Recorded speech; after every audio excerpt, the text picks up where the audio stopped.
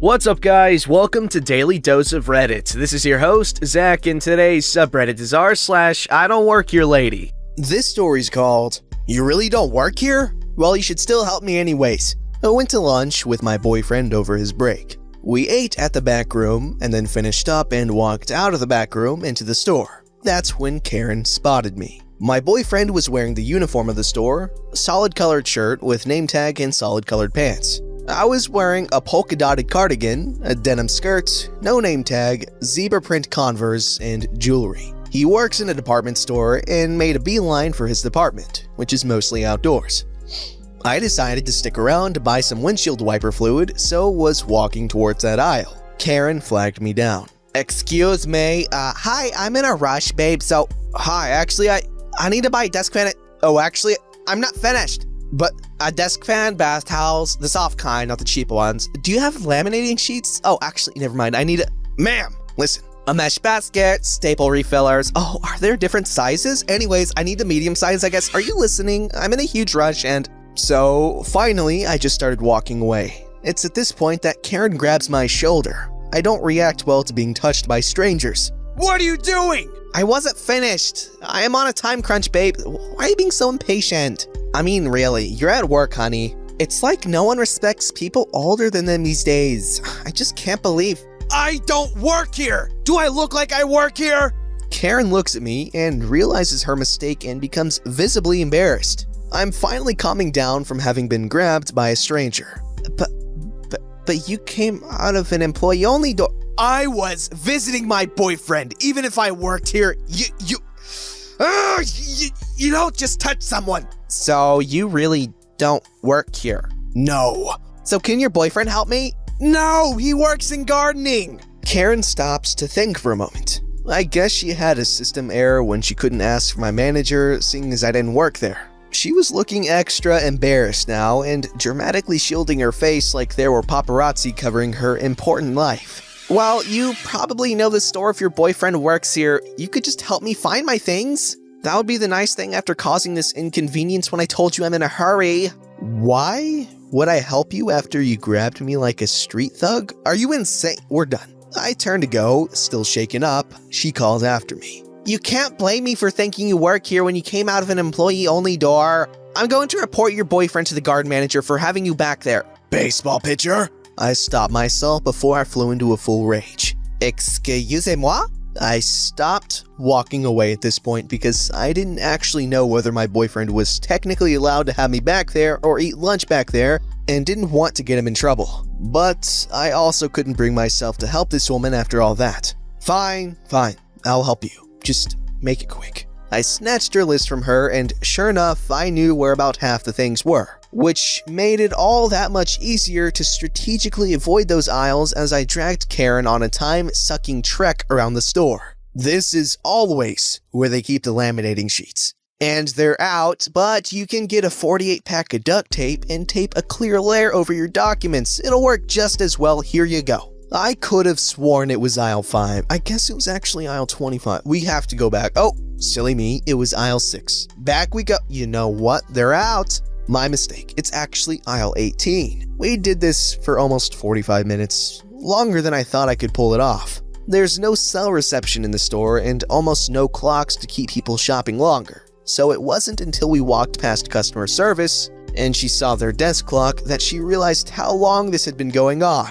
She was urinated. She stormed past 8 people waiting in the customer service queue to file a complaint about me eating lunch with my boyfriend, then wasting her time. I knew the customer service guy, not super well, but we'd met. He listened patiently to her side of the story, then came over to me separately and asked what happened. I broke down. I was so upset. I said I was having lunch with my boyfriend and she saw me leaving the back room and said if I didn't help her buy the things on her list, she'd get him fired, and I had no idea it was against the rules and he didn't either. I swear, I'm so sorry. I didn't mean to waste her time. The store's just so big and she didn't give me a choice and she said I had to help her. I'm crying by then and the customer service guy goes, Whoa, slow down. People have lunch back there all the time. It's not a problem. I'll give her a coupon and she'll unclench. Just go home. So I lingered to be sure the customer service guy didn't get into any trouble defending me because on the hierarchy, he was basically the same level as my boyfriend, so would be vulnerable if Karen escalated.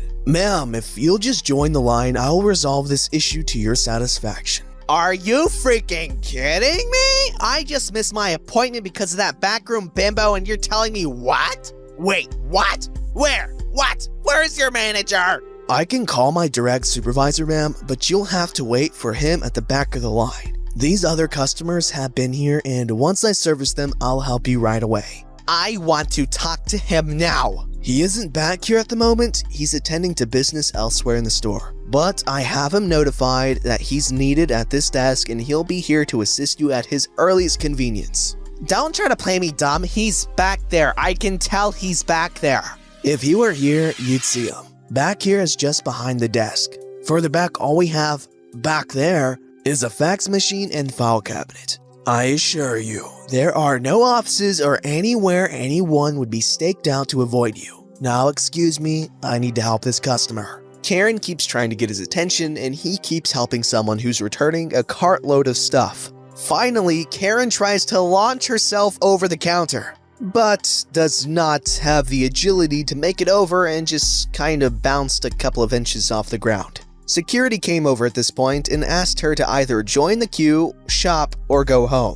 I took that opportunity to go home. My boyfriend had to go directly to a second job, but I can't wait to laugh about this with him later. Man, what is with Karen's making people cry? Jeez, she was just trying to hang out with her boyfriend. The dude works 2 jobs and she's deciding to be a jerk. Okay, moving on. Karens are jerks, nothing new here.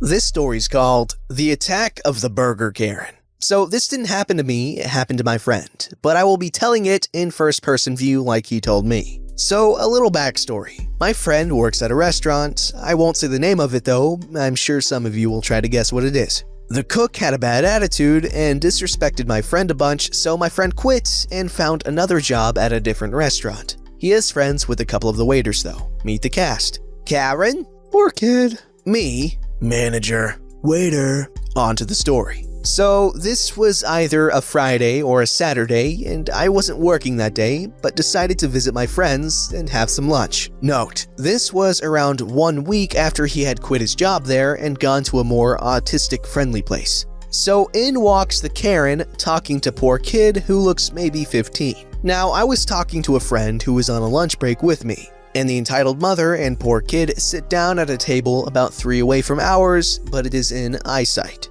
The other waiters are busy helping and serving other customers their food. They were in their spots for maybe 4 minutes, and the Karen started to complain about how long the service was taking, and that we should have had our order taken as soon as we got here.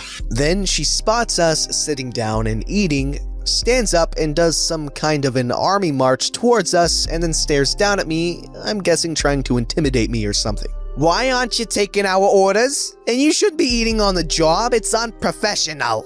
I don't work here. Don't you lie to me, I saw you here last week taking orders. Well, excuse me, but you don't need to yell. He really doesn't work. I'm not talking to you, you lazy racial slur. Whoa, okay, lady, you need to calm down. Don't tell me what to do. I am the paying customer and I won't allow you lazy ways to corrupt my daughter into thinking she can be a lazy racial and homophobic slurs like you. You're not even in your work clothes, how unprofessional. Poor kid looks like she wants to disappear. Lady, I do not work here anymore. Go back to your table and wait to be served or leave and eat somewhere else. Just leave us alone. You are disturbing us and others around you. I'll have you fired for treating me like this. You know what? Go ahead. Don't you talk to me like that, young man. Manager comes out, hearing all the commotion, and walks over to our table. What's going on here? Who is yelling? This lady is... They threatened me and my daughter and called us horrible names. I want them fired for treating us like this. Wait, what? That's so not true. Well, OP here doesn't even work here anymore. He quit last week. Yeah, right. I bet you're just covering for him. I want him fired here right now. Poor kid then walks up. Mom, just stop. This is why I hate going places with you. This is why Dad is divorcing you. Karen goes quiet. Let's just go. I want to go back to Dad's house now. Okay. They left after that, and I'm not sure what happened after, but wow. Okay, I swear, we need to start carrying around spray bottles to squirt Karens when they start getting out of hand. That might fix a lot of problems. Or make worse problems, but I think it's worth the try.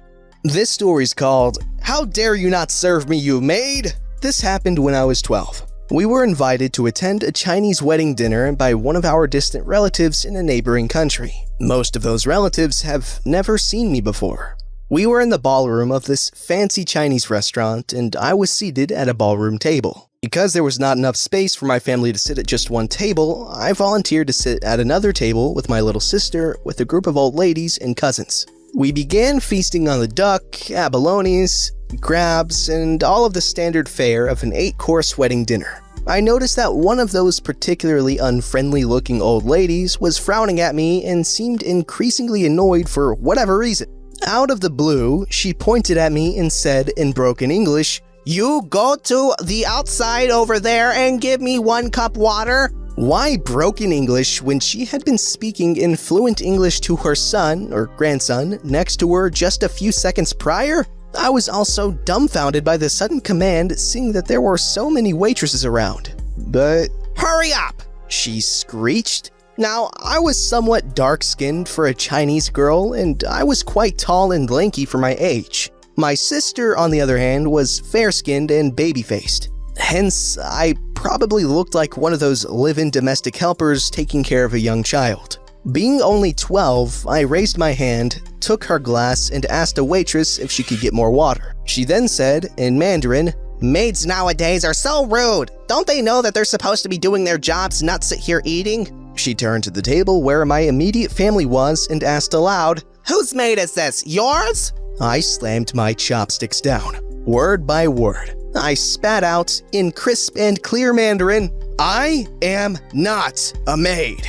You could see the color drain from her face as everyone turned to stare at her in silent admonishment. She spent the rest of the dinner staring down into her lap and eating unnaturally quiet. Okay, wow, what a jerk. Alright, what is with everyone and being so classist in Asia? Like, in my personal experience and every freaking story, they're always such they're so classist, you know, the older people, younger people not so much at all really, but really the big grown-up folk, really? Also, I'm not racist, I'm talking about my own peeps here, don't get it twisted, yo.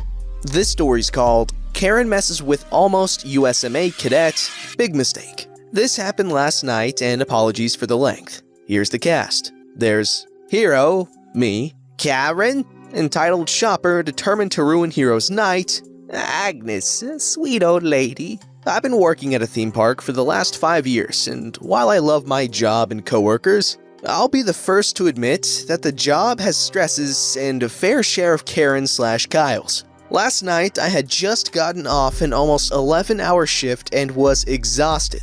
As my pantry, fridge, cat's food bowl was empty, I decided to go grocery shopping at the store where my younger brother used to work, and was friends with most of the people there. It was an hour or two to closing, and the store was almost deserted. Pure bliss for me because I didn't have to fight the snowbirds for what I wanted. I took my time and was wandering the frozen food aisle when I heard a sweet little voice ask me from behind, "Excuse me, dear, but can you please reach the frozen chicken pot pie up there for me?" I turn around and see a little old grandma sitting in an electronic shopping cart and looking at me with wide eyes. Maybe it's because of the 5 years I've worked without much thanks, but I love it whenever someone asks me politely for something. I'm willing to go well out of my way to help them, despite being exhausted and sick of being treated badly. I said with a wide smile, "Of course, ma'am," and reached up for the chicken pot pie. "This one?" "Oh, yes, thank you," she said as I put it in her basket. I noticed that she had a list in her hand and an almost empty basket. "Would you like some help getting anything else on your list?" I said, feeling my bad mood dissipating faster than chalk on a wet sidewalk. "Oh, that is so kind of you, I'd appreciate it," she said. "Your mama must be so proud of you." I laughed and said, "She raced me right." So, the next 20 minutes or so, I walked with her and helped her with her list. As we walked, we got to know each other. I learned her name was Agnes, she had 3 children, 6 grandchildren, and her first great-grandbaby was on the way. By the time she got to the end of our list, it's safe to say we became good friends. I left her at the registers, knowing that the employees at this grocery store would help her get them to her car. Agnes smiled at me and thanked me once again. Now feeling much better, I decided to finish the rest of my shopping. I decided to make my way to the deli for the best chicken salad. I love me a good chicken salad sandwich. While I looked over the packaged salad to see which had the most craisins/raisins, I heard it. A cleared throat. The war call of the wild Karen. Not wanting to let her destroy my good mood, I turned to look and was face to face with a Kate Gosselin haircut, plastic surgery-addicted trophy wife body, business intimidation outfit, and cold Cersei Lannister eyes. I smiled at her. "May I help you?" "Yes, finally," she said with an exasperated sigh and shoved a list into my face. "I need you to get me apples, milk, and—" I cut her off mid-sentence, confused. I don't know how you mistook me for an employee here," I said, gesturing to my uniform. Blue shorts, button-up shirts, and a lack of name tag and apron. "But I can point you in the right direction?" This did not satisfy the wild beast known as Karen. She stomped her imitation Louis Vuitton black heels like a bull pawing the earth. "You help that little old lady. What makes her different?" At this point, my temper was flaring, but I was trying to keep her from destroying the good mood I had for helping Agnes. "Maybe it's because she used her manners and asked nicely for help," I said in a sweet and innocent tone. I swear I saw Karen's eyes narrow and she tried to draw herself up to my height. Laughable because she had to be at least 5 feet and 2 inches and I'm almost 6 feet. She was standing on her tiptoes, wobbling as she did so. And then she did it. She poked me square in the chest. What Karen did not know about me is that when I was in high school, I was considered for an appointment at the United States Military Academy, West Point. Thanks to a heart murmur and other health issues, I decided not to seek said appointment. However, I've carried that distinct honor with no small amount of pride, and have always tried to carry myself as such. Even my managers know that and respect me for it. You do not mess with me or someone I've taken under my wing, especially when I'm in a bad mood.